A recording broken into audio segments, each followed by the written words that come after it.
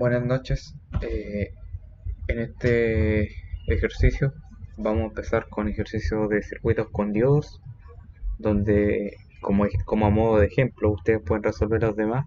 Siempre tienen el mismo método. ¿Cuál es este método? Bueno, la pregunta para este ejercicio es determinar la tensión y la corriente en el diodo.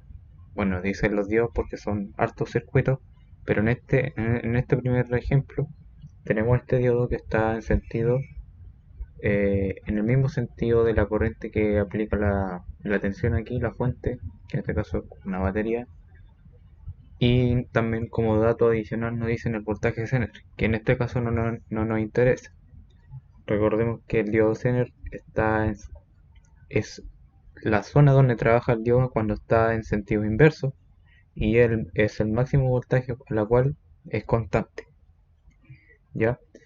Bueno, primero que todo, en estos tipos de circuitos nosotros nos debemos dar el sentido de corriente para que la corriente sea positiva, nos debemos dar sentido de corriente, en este caso, el sentido de la dirección en la que apunta el diodo, ¿no es cierto?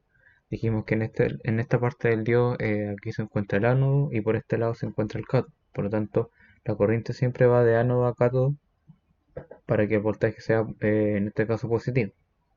Y en este caso nosotros llamamos al diodo en sentido directo, ¿ya?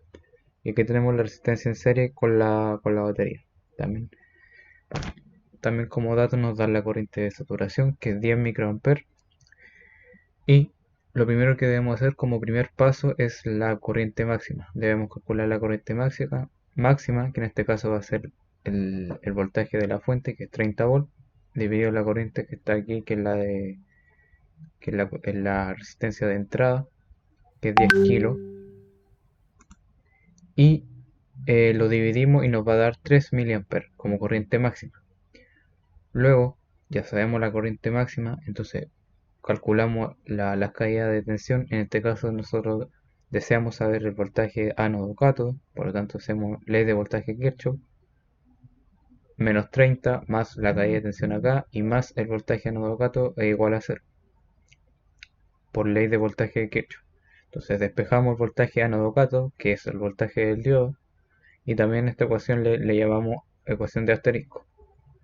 Entonces tenemos esta ecuación que la calculamos por ley de voltaje de Kirchhoff. Después, usando la ecuación del diodo, que tenemos como dato, este dato ya es conocido, la corriente de saturación, el voltaje del diodo no lo sabemos todavía, y la corriente del diodo nosotros la podemos saber con esta ecuación, que es una ecuación no lineal, porque es exponencial. Entonces, al nosotros haber sacado la corriente máxima que nos dio 3 mA, lo reemplazamos en la ecuación del diodo y despejamos el voltaje del diodo acá. Entonces esto lo pasamos dividiendo, nos va a dar un número acá y nos va a quedar el Euler elevado a esto, menos 1. Entonces pasamos el 1 para acá sumando y nos va a quedar el Euler. ¿Cómo sacamos el Euler? ¿O cómo lo despejamos, lo anulamos? Con logaritmo natural, lo podemos simplificar, ¿cierto? Entonces nos va a quedar logaritmo natural de 301 y nos va a quedar voltaje de diodo dividido en 25 mA. Lo pasamos multiplicando y calculamos voltaje del diodo, que en este caso es 0,142 volts. Este voltaje del diodo es el mismo voltaje que el de ánodo cátodo. Entonces, después reemplazando la ecuación asterisco, que está acá, reemplazamos el voltaje del diodo. Entonces, hacemos el despejo con la corriente, reemplazamos el voltaje que nos había dado con el paso anterior, que nos dio 0,142 volts, y eso nos va a dar una corriente de 2,985 mA. ¿Cuál es el siguiente paso? Esto es un proceso de iteración, por ende, al tener los primeros datos de voltaje y de corriente del diodo, después los tenemos que seguir reemplazando en la misma ecuación anterior, hasta que los datos ya, si hay variaciones, quiere decir que hay que seguir iterando hasta que ya los resultados en las iteraciones sean iguales o parecidos. En este caso, vamos a comprobar que sean iguales o parecidos, o que se aproximen y que ya deje de variar. Entonces, Al saber ya la ecuación, en este caso la corriente del diodo, la reemplazamos en la ecuación del diodo, que en este caso es esta, que nos dio 2,98 le puse acá, no le puse 5, le puse 2,98 y despejé, haciendo el mismo método de antes, aquí despejo, el 1 pasa sumando con logaritmo natural, aplico el logaritmo natural de esta fracción y le multiplico los 25 mA, despejo el voltaje del diodo y me dio lo mismo, 0,142. Después, la corriente del diodo con este mismo valor, que en este caso me dio 0,142,5. Aquí le puse otro decimal porque seguramente la calculadora me lo dio. Ahí tienen que chequearlo ustedes.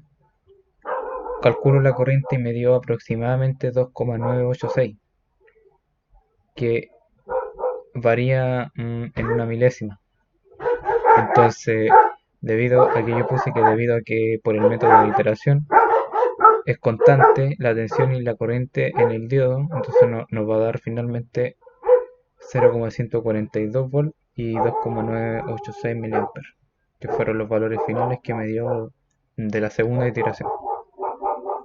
Pero generalmente esto ya se termina en 3 4 iteraciones si es que los valores siguen variando en cada paso de iteración. Y ahí los valores finales van a ser lo último de la iteración, porque son los que se van a acercar más al valor exacto de la ecuación.